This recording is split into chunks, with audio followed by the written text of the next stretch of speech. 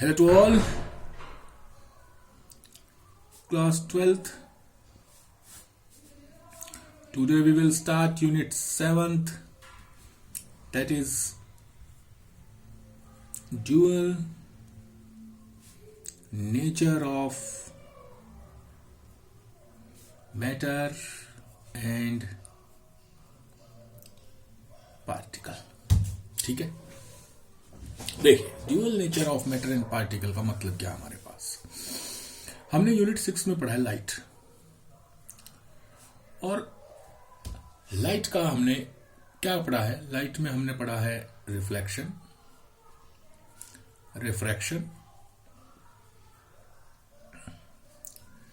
Dispersion, interference, polarisation. तो ये सारे क्या थे, लाइट के वेव करेक्टर को बता रहे थे। किसको बता रहे थे? वेव करेक्टर को, कि light is behaving as a wave. लेकिन यहां हम लाइट का पार्टिकल करेक्टर भी पढ़ेंगे। क्या पढ़ेंगे? पार्टिकल, डबल करेक्टर, कि लाइट एक पार्टिकल की तरह भी बिहेव करती है, पार्टिकल की तरह बिहेव करती है। जबकि हमें पता है लाइट वेव है, प्रकाश एक तरंग है। ठीक है, यानी लाइट का हमारे पास दो तरह के पार्टिकल है, वेव का। इसी तरह मैटर, पदार्थ हमारे पास क्या करते हैं? कोलिजन्स करते हैं, है ना। Proton proton collision, proton electron collision, जो भी है पदार्थ वो कोलिजन करते हैं। कोलिजन की वजह से हमें क्या पता चला है? इनका पार्टिकल करेक्टर। कैसा करेक्टर? Particle character. अब हम इसका मैटर का भी प्रूव करेंगे, वेव करेक्टर। क्या प्रूव करेंगे? वेव करेक्टर मींस मैटर के साथ भी एक वेव एसोसिएटेड होती है, जुड़ी होती है। तो हम क्या कहेंगे कि लाइट के दो करेक्टर हैं, wave character and particle character. ऐसे ही मैटर, पदार्थ के भी दो करेक्टर होते हैं, पार्टिकल करेक्टर, वेव करेक्टर। अब लाइट का वेव करेक्टर तो हमें इनसे डिफाइन हो गया कि light behave as a wave. पहले हम लाइट का पार्टिकल करेक्टर प्रूव करेंगे कि light as a particle behave करती है। लाइट एज ए पार्टिकल कैसे बिहेव करती है ये पता चला था फोटो इलेक्ट्रिक इफेक्ट से, फोटो इलेक्ट्रिक एक्सपेरिमेंट। इस एक्सपेरिमेंट में क्या किया गया था कि एक ग्लास ट्यूब ली, एक ग्लास ट्यूब के अंदर एक मेटल प्लेट ली सी, उससे थोड़ी दूरी पर एक मेटल प्लेट ली ए, और इस पे छोड़ दिया हमने एक क्या? विंडो। क्लियर? इन मेटल प्लेट को, सी को और ए को हमने जोड़ दिया एक बैटरी से, और क्या पता किया? सी को हमने दे दिया नेगेटिव पोटेंशियल और ए को दे दिया positive potential. Means A is at positive potential, C is at negative potential. जब इस पर हमारी इस मेटल प्लेट सी पर एक सफिशिएंट वेवलेंथ की लाइट को इंसिडेंट किया गया, sufficient wavelength and frequency, frequency पहले यूज कीजिए, सफिशिएंट फ्रीक्वेंसी लाइट को क्या किया गया? इंसिडेंट किया गया। ये सफिशिएंट फ्रीक्वेंसी बड़ा इंपॉर्टेंट चीज है, समझाएंगे इसको। तो क्या हुआ कि इस मेटल प्लेट में से इलेक्ट्रॉन इजेक्ट आउट हुआ। नेगेटिव प्लेट है ये, नेगेटिव चार्ज इलेक्ट्रॉन, तो इलेक्ट्रॉन मूव करना शुरू हो गया किस तरफ? पॉजिटिव प्लेट की तरफ हो गया मूव करना शुरू, पॉजिटिव प्लेट की तरफ। इलेक्ट्रॉन पॉजिटिव प्लेट की तरफ गया तो यहां से यहां इलेक्ट्रॉन गया, तो ये इलेक्ट्रॉन कहलाए फोटो इलेक्ट्रॉन्स। इन इलेक्ट्रॉन्स को क्या कहा हमने? Photo electrons. और इसके अपोजिट करंट फ्लो हुआ, क्योंकि current opposite to the flow of electron, तो that current is known as photo current. That current is known as photo current. So when in this experiment a light of sufficient frequency, अब frequency में क्यों बार बार sufficient कह रहा हूं ये समझाएंगे आपको। Frequency is incident,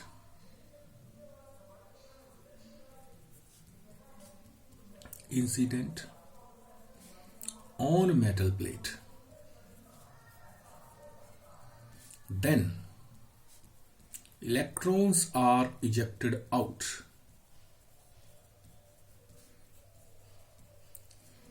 from the surface and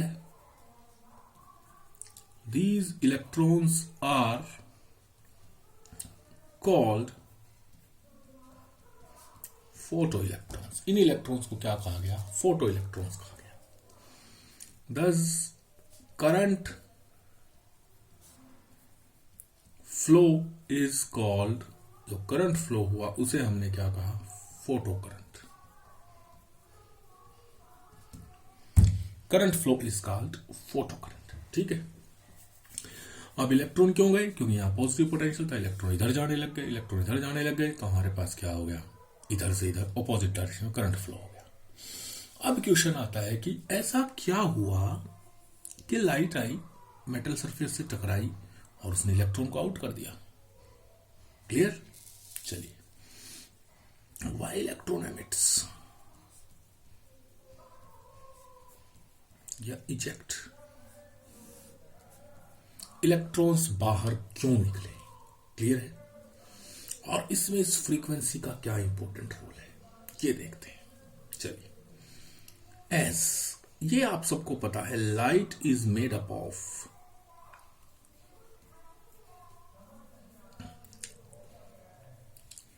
small packet of energy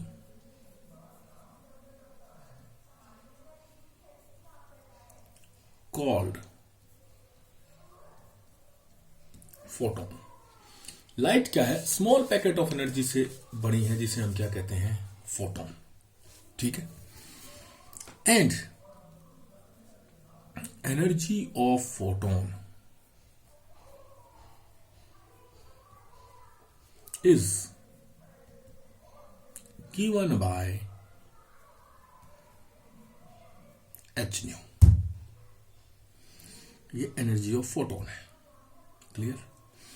जब हमारा लाइट टकराती है तो लाइट के अंदर जो फोटोन पार्टिकल है वो सरफेस मेटल के अंदर जाके किससे टकराता है? इलेक्ट्रॉन से टकराता है. वो अपनी एनर्जी इलेक्ट्रॉन को देता है. इलेक्ट्रॉन वो एनर्जी एब्जॉर्ब करके बाहर निकल जाता है. इलेक्ट्रॉन वो एनर्जी एब्जॉर्ब करके क्या करता है? बाहर निकल जाता है. तो इस प्रोसेस में फोटोन की एनर्जी इलेक्ट्रॉन को ट्रांसफर होती है और इलेक्ट्रॉन क्या करता है? बाहर निकल जाता है. ये एक सिंपल प्रोसेस है कि क्यों इलेक्ट्रॉन एमिट हुआ है. Why electron emit.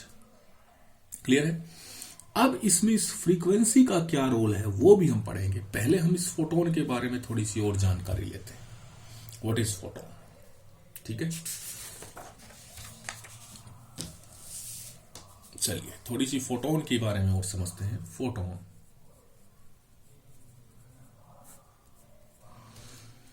According to quantum physics, हमारी क्वांटम फिजिक्स क्या कहती है?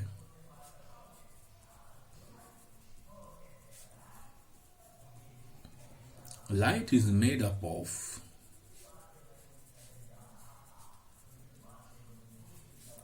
Small packet of energy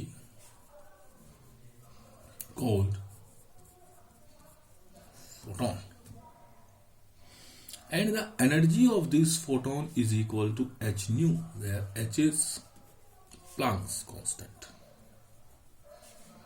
h क्या है? Planck's constant. क्लियर है? तो E is equal to h nu. ये हमारे पास h क्या है? Planck's constant. So इसको और एक्सप्लेन करें, न्यू को लिख सकते हैं हम c बाय लैम्डा लिख सकते हैं. क्लियर? ये एनर्जी आ गई. अगर मैं इसको किससे डिनोट कर, इससे किसको किससे डिवाइड कर दूं? E से, तो एनर्जी किस में होगी? इलेक्ट्रॉन वोल्ट में होगी ना.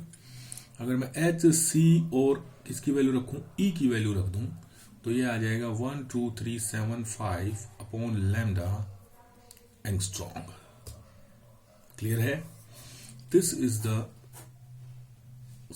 electron volt. This is the energy of photon. Lambda किस पे डिपेंड करेगा? Wavelength of light. अब लाइट कौन सी है उसकी वेवलेंथ अलग अलग होगी, तो उस पर उसकी लैम्डा रखेंगे और क्या निकाल देंगे? उसी लाइट की हम उसी फोटोन की हम क्या निकाल देंगे, एनर्जी निकाल देंगे। Second mass of photon, mass of photon क्या है भाई अब हमारे पास कि रेस्ट मास है ना फोटोन का, वो जीरो होता है।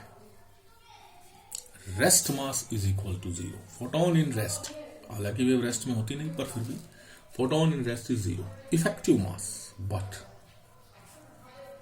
Effective mass is E is equal to M C square होता है और is equal to H nu भी है आपके पास। Then m is equal to H nu upon C square. Clear है?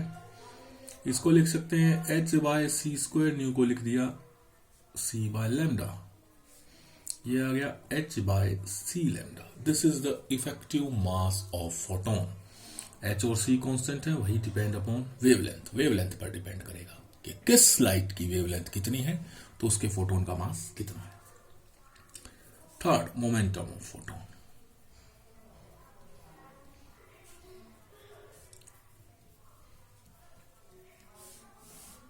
मोमेंटम ऑफ फोटोन क्या है? मोमेंटम होता है P is equal to mass गुणा वेलोसिटी, वेलोसिटी लाइट की c। ठीक है, इसको मैं लिख दिया E बाय सी, लिख सकते हैं। इसको मैंने लिख दिया h न्यू बाय सी और या h बाय लैम्डा। न्यू को c बाय लैम्डा लिख दिया, लैम्डा से लैम्डा कट गया, c से c कट गया, h। क्लियर?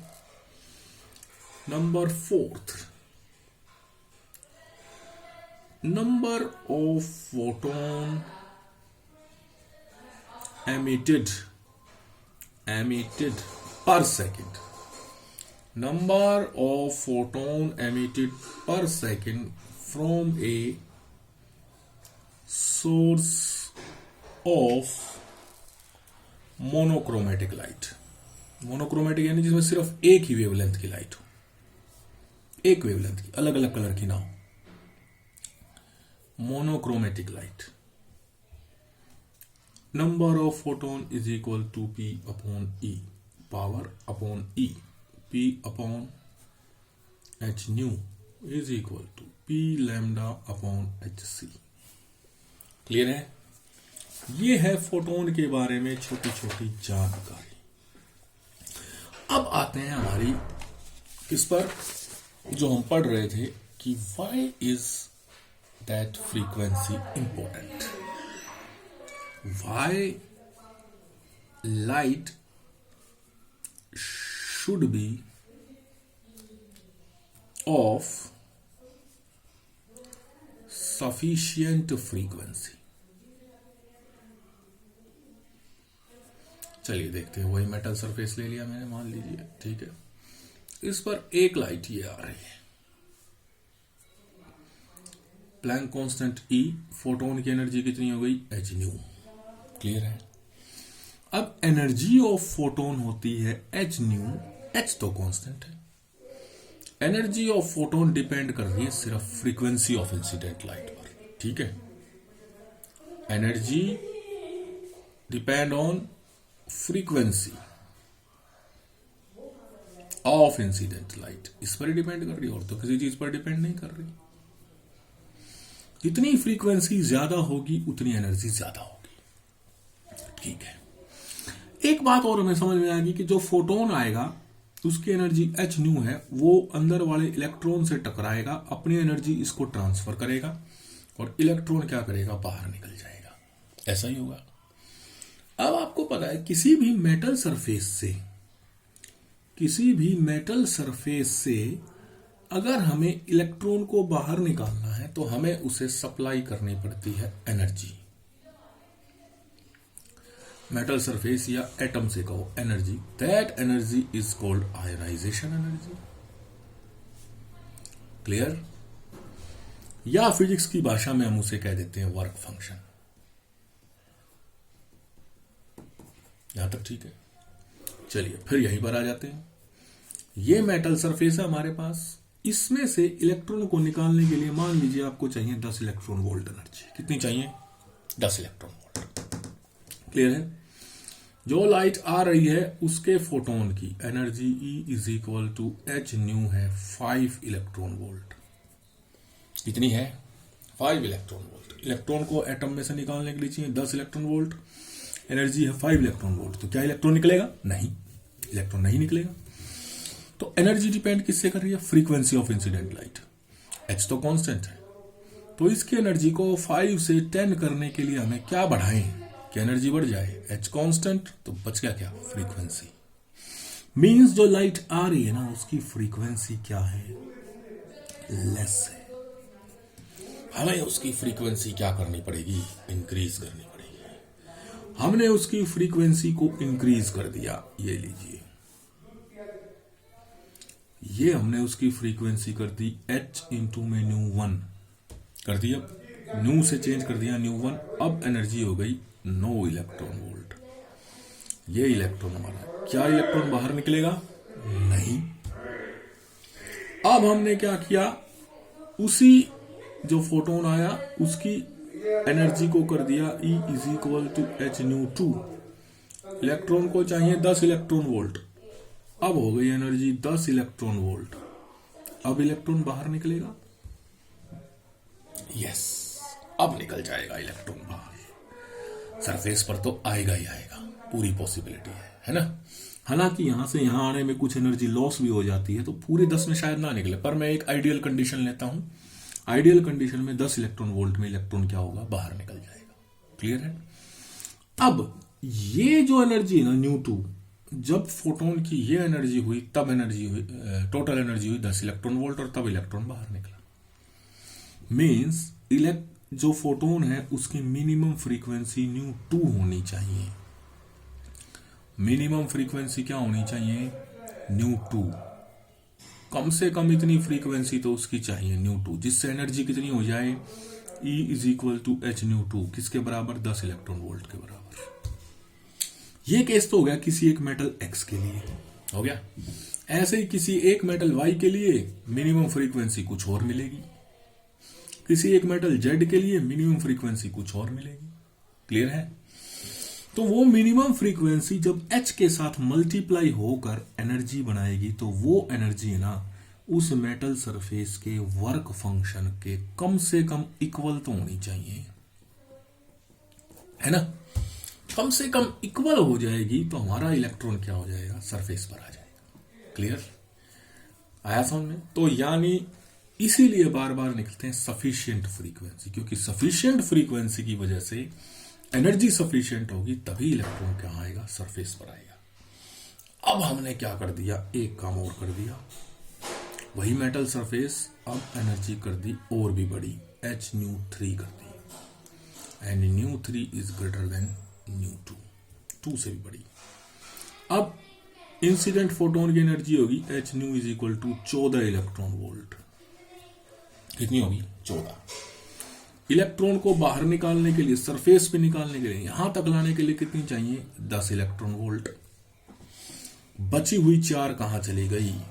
बची हुई 4 क्या करेगी? इसको वेलोसिटी दे देगी। एनर्जी लेने से क्या आएगा? भागेगा वो, काइनेटिक एनर्जी आएगी। तो ये बची हुई 4 क्या करेगी? ये इसको काइनेटिक एनर्जी दे देगी। यानी 14 में से 10 ने तो क्या किया? उसको मेटल सरफेस पर ले आया, और बची हुई 4 ने उसको क्या दे दी? Kinetic energy. तो अगर हमारे पास इंसिडेंट फ्रीक्वेंसी ये आ गई किसी की, E is equal to H nu, ये है, और इस मेटल सरफेस की वो मिनिमम फ्रीक्वेंसी जिससे इलेक्ट्रॉन बाहर निकल जाए, वो है न्यू नोड, और new greater than new node है, तो एनर्जी क्या होगी? वही केस 10 से 14 हो जाएगी। तो हमारा एक पार्ट तो काम आ जाएगा क्या करने में? इलेक्ट्रॉन को सरफेस में निकालने में। और जो बची हुई एनर्जी क्या करेगी? इसको मोशन देगी। मोशन देगी तो इसमें क्या आ जाएगी? काइनेटिक एनर्जी आ जाएगी। क्लियर है? तो इस तरह से हमारे लिए मोस्ट इंपॉर्टेंट चीज क्या है कि जो फोटोन टकरा रहा है उसकी फ्रीक्वेंसी सूटेबल होनी चाहिए। अगर फ्रीक्वेंसी सूटेबल नहीं होगी तो उसकी एनर्जी क्या रह जाएगी? वर्क फंक्शन से कम रह जाएगी, है ना। वर्क फंक्शन से एनर्जी अगर कम रह गई तो इलेक्ट्रॉन सरफेस पर नहीं आएगा, photo electric effect take place नहीं होगा। तो that's why we are saying that कि the photon should have a sufficient frequency so that it will have a sufficient energy. So this is something introduction about the photoelectric effect. We will start in next class how and on which factor does this photoelectric current depend and how it varies, ये कैसे change होगा. Clear है? तो हम इसी experimental setup से इसको अलग अलग पढ़ेंगे. फ्रीक्वेंसी का आपको थोड़ा सा बताया है, कुछ चीजें और एक्सप्लेन करेंगे किन चीजों पर ये फोटो करंट डिपेंड करेगा, और फिर हम देखेंगे कि कैसे लाइट पार्टिकल की तरह बिहेव कर रही है. चलिए नेक्स्ट क्लास में देखते हैं.